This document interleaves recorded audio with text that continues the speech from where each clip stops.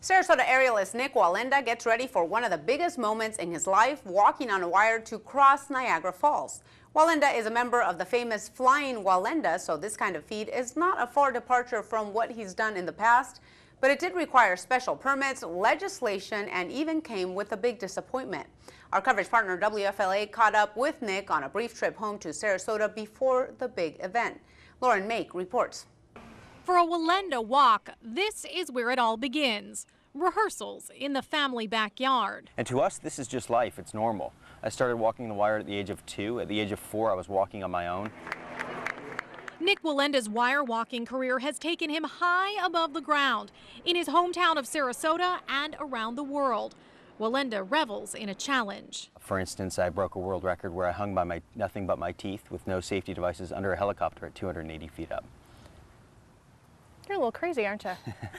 I get that question asked to me a lot. So if not crazy, determined. He's preparing for a walk 200 feet above the rushing water of Niagara Falls and lobbied for legislation to allow it. This walk will be different than the ones he's used to. No stabilizers to keep the wire steady, a heavier wire about the size of a tennis ball, and at a TV network's insistence, a safety harness. Wallenda doesn't hide his disappointment about that. I've never in the history of my career worn a safety. I don't have any idea what it's going to feel like. Our rehearsals are all over on the same size cable on that distance, so there's no way for me to really rehearse for it. So there's a lot of uncomfortableness, uneasiness with that as well. All the way in, go.